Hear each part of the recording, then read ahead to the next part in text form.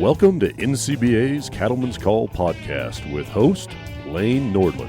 Hello, everyone, and welcome back to more conversations here on the Cattleman's Call podcast. I'm Lane Nordland, and today we are going to be talking about, well, what all cattlemen and women talk about when we get together, that being the weather.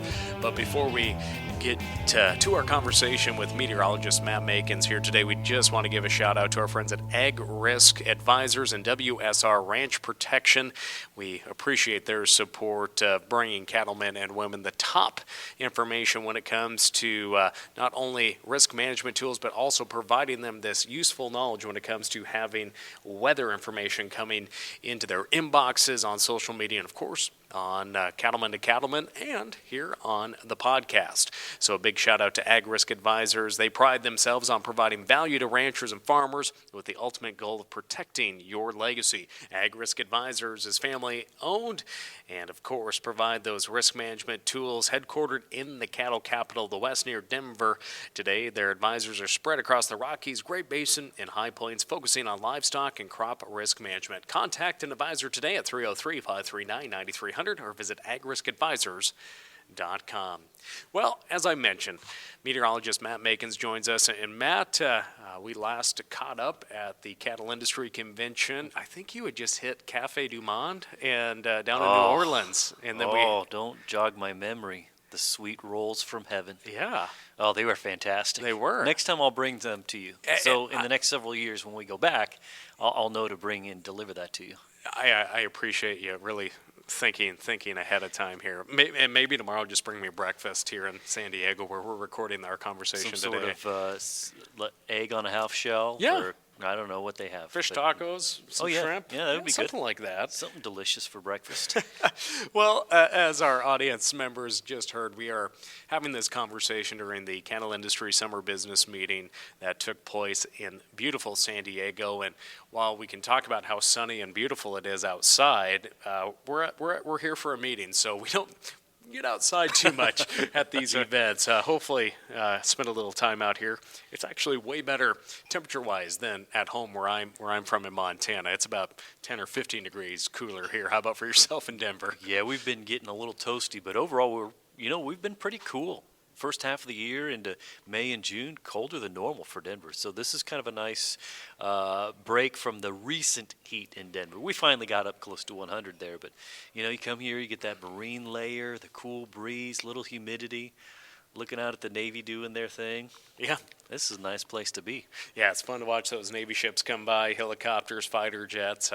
San Diego has it all, and again, they got the summer business meeting underway here, and as I mentioned, it doesn't matter. When farmers and ranchers get together, we always ask, well, what's the weather like in your neck of the woods? And last time we got together there in New Orleans, of course, it's a forecast, it's a prediction. What were some of those key things that maybe changed from our last conversations that producers experienced? I mean, I think it actually, in my opinion, it came out a lot better than what a lot of people were expecting our springtime and early summer here in 2023. Yeah, the lee side of the Rockies, those high plains from Montana down into the panhandle of Texas really had a favorable. And granted, some people had way too much water, but the pattern definitely started to shift, and we got some water there, some wheat improvement, but overall it was really more getting the pasture conditions going again to kick off this growing year. But some of the biggest, kind of question marks, if you will, that we had in New Orleans was revolving around the transition to El Niño. We knew it was coming, and in that presentation and during your podcast and things since, we've chatted about, is the transition going to be slow, like what we had going from 2013, 14 to 15. That was a raging El Niño going into 16, but it really wasn't a moisture improvement until 17. So you stretch that out over years. Or would it be a rapid transition like the 97 to 98? That was a super robust El Niño, and it came on fast and furious. So we knew we needed to watch that scenario play out. El Niño quickly gained traction by May.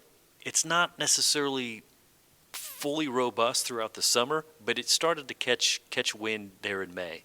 So that kind of takes away your 13, 14, 15 years, and we kind of lean toward the 97, 98 kind of period of a rapid onset.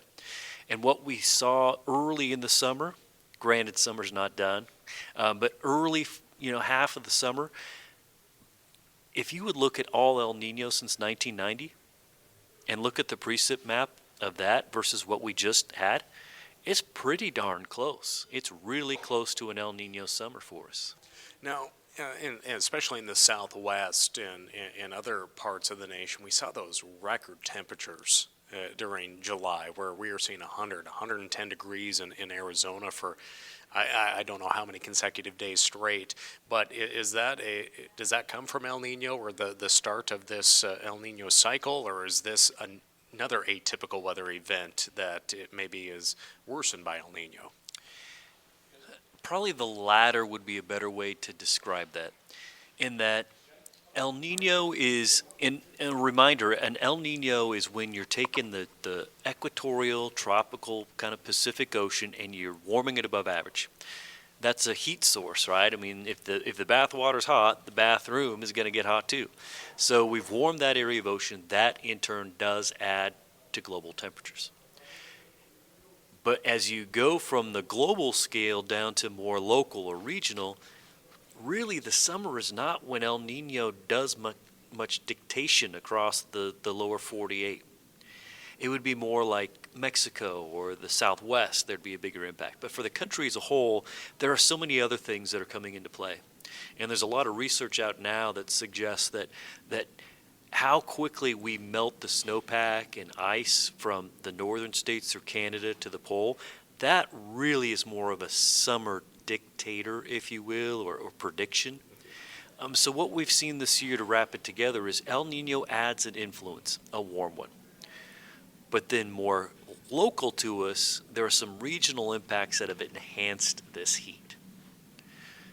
Can we apply it going forward? Like, can we expect this heat through fall and winter? That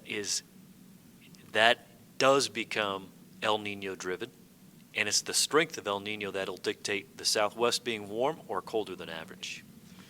Now, obviously, and I don't want to take away from all of our coverage area across the United States where cattle producers are tuning in from, but for producers in the northern plains and the Pacific Northwest, we really were focused on that trough of cold temperatures up in the Pacific Northwest up into Alaska and just kind of following the coast. And I know that has been a focus too for, well, if we have that cooler weather up there, that could bring that beneficial moisture down into the northern plains, which it did. What does that cool weather look like up there, and how could that also impact all the flooding and excess moisture? And again, I'm glad we got that moisture. We had 5 years of drought, and we still have drought up where I'm from, but it sure was nice having that moisture where I'm from. It really kicked in, and at a perfect time, especially to get your soils kind of rejuvenated, and soil moisture in May and June can feed the rest of your summer. So that was well timed. That will remain kind of in place, if you will. I mean, with some wiggle room. I mean, weather's not permanent. But with some level of permanence, that pattern remains for the rest of summer. And then once we hit October and November, that's when areas like the El Nino region lock it in. That's where areas of ocean like Gulf of Alaska is another big one for us, especially in the northern states where you are. That's when that ocean kind of locks into a pattern for the upcoming season. So in your case, you really want to see the Gulf of Alaska become active, and you want to hear about Alberta clippers and stuff coming over British Columbia and Alberta diving south to where you are. But that will all kind of migrate, if you will, going throughout the seasons ahead. Now, when we look to the East Coast and in the Southeast, all along the Atlantic there, how can we expect El Nino or these other weather events to play out for the rest of the late summer, early fall? Let's take it in two perspectives. One is the tropical storm hurricane perspective. And in most typical El Nino years, you're going to pull back on your chances of getting a hurricane or tropical storm. So just by doing that, on average, you would reduce your moisture for the East Coast and New England states. This year is going to be a little different in that the tropical season has been active, and it probably will end up as being average or more active than normal because of what the Atlantic's doing. So El Nino may have come up a little too late this year to prevent, a rapid decline in the number of tropical systems. So that's one way to look at the East Coast and in New England, the Maritimes, that area. So let's set that on the other side. And now let's get into the colder months, so following hurricane season. What kind of recovery, moisture-wise, might we see? Well, El Nino, it's very fickle right along the East Coast. If you're in the Great Lakes, El Nino is a very clear, I'm going to take away your snow. You're going to be lower than normal snow. For the East Coast, there are hit and miss pockets from the Appalachians up through New England where it will be very, very snowy in El Nino. But their neighbor, coincidentally, may be no winter at all.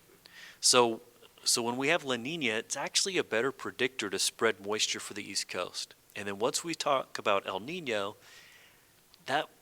that's kind of much more hit and miss. And hit and miss is what we hit on in New Orleans for CattleCon for the plains. So as we change these La Nina to El Nino, we're just changing where the hit and miss stuff goes.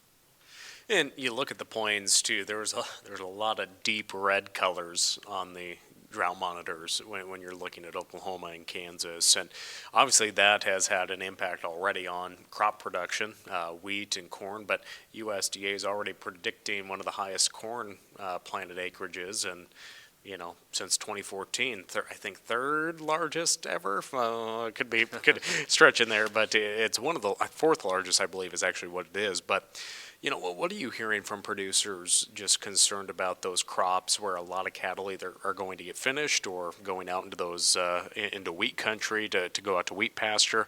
What's the talk in that neck of the woods when you're talking with producers and making these forecasts and really diving into it? When you talk corn, you have to mention Iowa. And Iowa, southern Minnesota, northern Illinois, these areas, we're doing pretty well early in the year. They did pretty well last year, did well early this year, and then all of a sudden Mother Nature shut everything off. And for you and I, from Montana down through Colorado to the panhandle of Texas, we caught the moisture. But that's an impact from El Nino. Going back to a previous statement I made, if you look at El Nino since 1990, it puts the water where I said. Where's the biggest drought footprint if you look at El Nino since 1990? Around Omaha and Des Moines. So as soon as El Nino kicked in, it's not shocking that the drought numbers have really gone crazy high in that area. So it's come down to the timing of precip. So most producers there are, they know the drought has increased. I talk about El Nino's history, and this isn't shocking, and it comes down to timing. So literally multiple times a week, folks are wanting to know, what's my total coming for the next 3 days, 5, 7, whatever it may be. And I'll give them that information, but at the same time, I'll give them the actual probability of reaching that. Like, yeah, theoretically you can get 2 inches, but it's only a 20% chance you're going to get that much. And that's because we're missing out on a lot of those big thunderstorm complexes. And that is a bit of a side effect from El Nino as well. Well, and I was just going to bring that up because, knock on wood, all of our neighbors that are farmers, their winter wheat looks outstanding. And we have not had many big storm events. I mean, we've had some lightning, we've had some wind, but we have not had hail, knock on wood. And these guys they're biting at the bit to get out and put this crop up. The spring wheat looks really good as well. Is that the same up in our tier too? For us, we have not had a lot of thunderstorms. I guess I could ramble on just trying to ask this question, but is that the El Nino effect too, or is that just atypical? It's a lot of things, but El Nino does reduce the risk of hail and tornadoes for a lot of folks across the country, and not just the high plains or the Rocky Mountain region. Its biggest impact is folks like in Oklahoma, Arkansas, northern Texas. You get into some of that winter wheat kind of country, and when you have El Nino, you really dramatically bring down the chances for that damaging weather. But an area where you see some slight increases are back into Iowa, northern Illinois, Great Lakes region.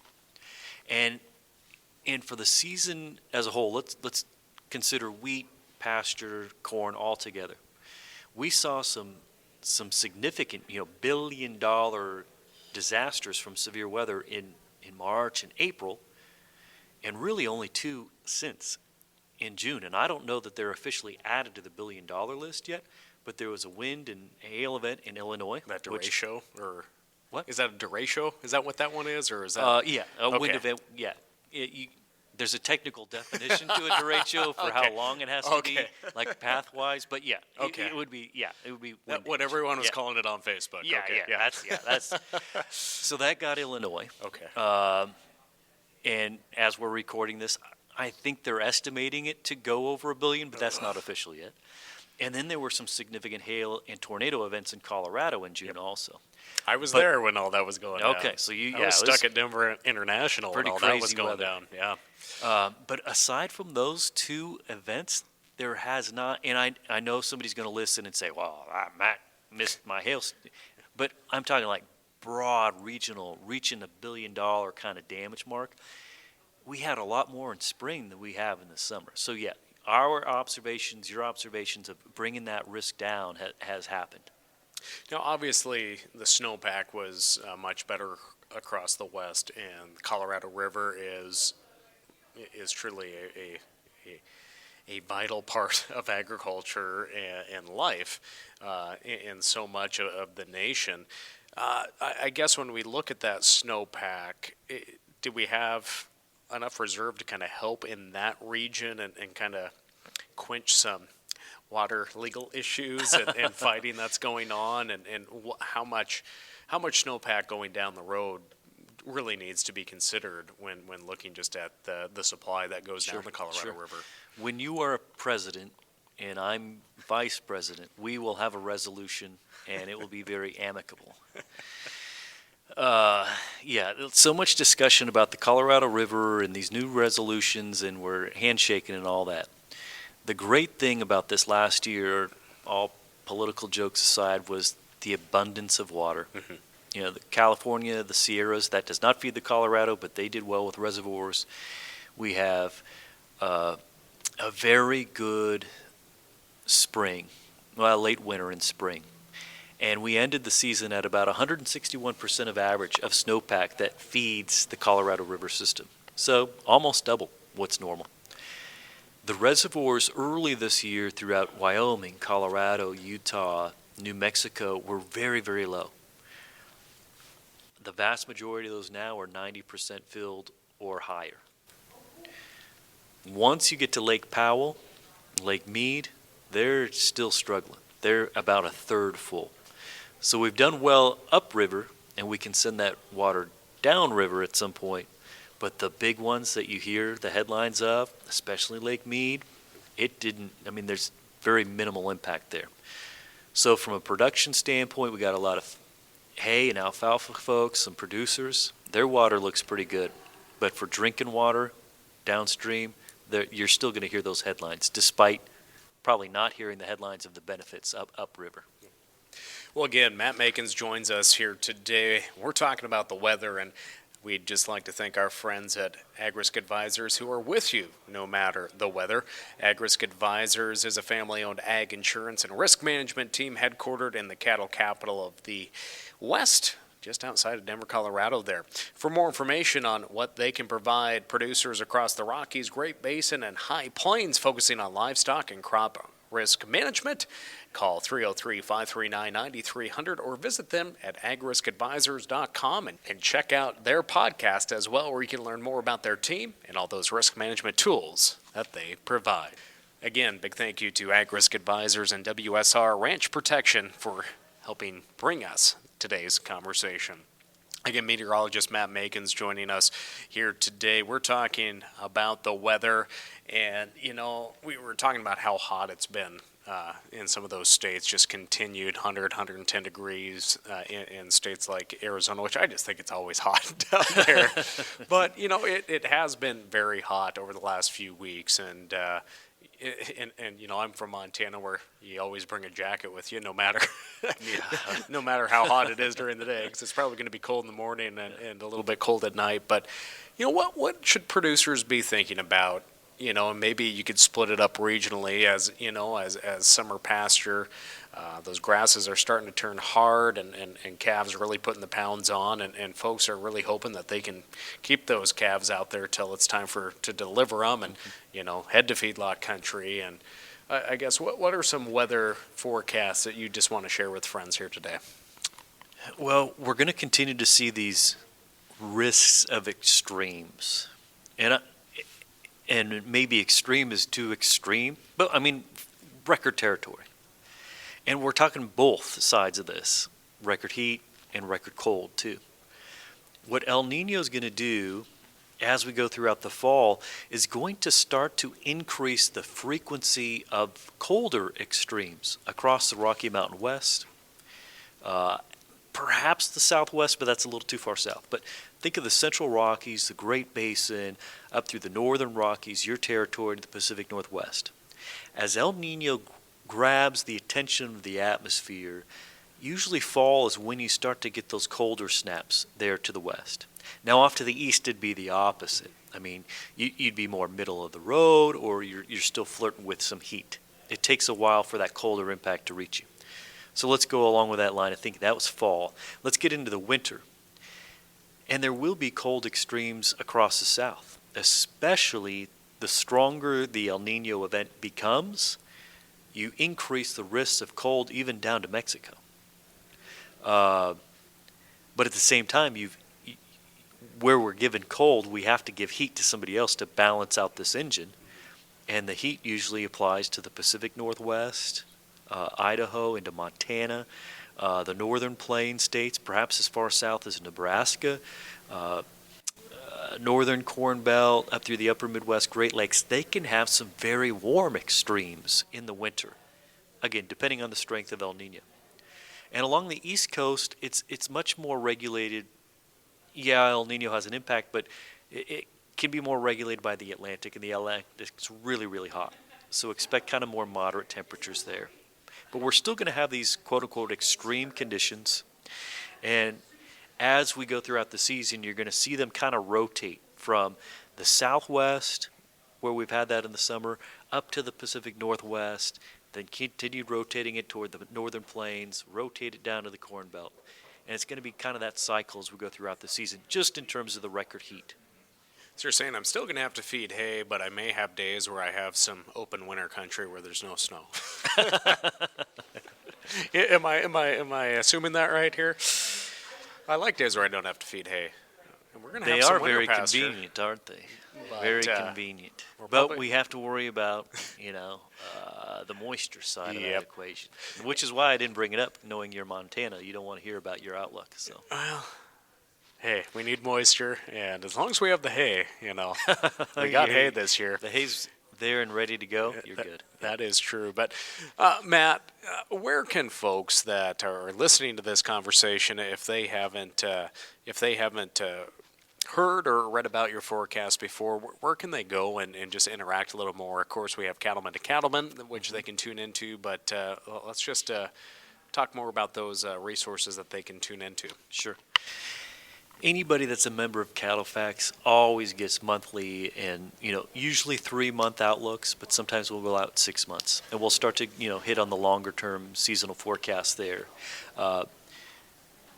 Via NCBA, you just mentioned C2C, and that's a great avenue for me to kind of offer perspective that may be missing in the other media outlets or just in the industry as a whole. What's driving what we're seeing? That kind of topic is pretty frequent on C2C. And then the National Cattleman newspaper or Directions magazine, the fall one should be coming out here pretty soon, a couple months anyway. And those are where we start to get more into the forecast, especially the fall Directions magazine. Now, if you're worried about, you just cut, do I have to worry about a lot of rain in the next week? that kind of information we put on the social media channels of NCBA. And that's another good avenue. So you have multiple options for, do I worry about the near term? That's social media. Do I worry about the longer term? That's your newspaper or beef bulletins or the Directions magazine. And then if you're kind of curious about what's driving this and where are we headed, kind of the bigger picture, that's on C2C. Well, again, a lot of different media resources that you can learn more about those forecasts, short or long term, with Matt Makens. And again, Matt, I want to let you get back to your day here. It's a busy time at the summer business meeting here for the cattle industry. But just any last thoughts or anything you'd just like to share with our audience? I think the biggest takeaway when you enter an El Niño is that strength matters. A very strong El Niño will put a lot of heat across the northern states. A weak El Niño makes the northern states cold and puts that heat down across the south. Precipitation-wise, it's really, you're kind of just taking away the surpluses, but they're still wet. So folks going in thinking El Niño, and a lot of producers out there tell me all the time, I know there was a difference from the 97 to 98 from what I got to 1560. And I will do my best to try to steer you toward those years I think that are most similar coming up. So don't just, the biggest cautionary thing I can bring up is don't hear El Niño and assume something, because the strength matters, and we try to relate that to a historical context. So listen for that historical context from whether it's me telling you El Niño's coming or whoever else, get the context behind it, because there's a lot that goes into it. Well, Matt, I appreciate you sharing that insight and advice. And again, it's vital that we watch these weather patterns, learn from the past, and look towards the future, and because all of our operations are dependent upon the weather. So, Matt, thanks for joining us here today. I got to hit the surf. Yeah, you're going to go surf? Yeah. I don't surf, and I didn't bring a swimming suit, but a guy in cowboy boots standing on a surfboard might be kind of entertaining for the locals. You might make somebody's social media page. Check it out. It might be mine. Oh, again, Matt Makens, thank you so much for joining us here today. And a big thank you to Ag Risk Advisors and WSR Ranch Protection for bringing you today's conversation. With that, friends, thanks for joining us here on the Cattleman's Call podcast. I'm Lane Nordlund. We'll catch you next time. Thanks for tuning in to NCBA's Cattleman's Call podcast with Lane Nordlund. For more information, visit ncba.org and make sure to subscribe to the podcast today.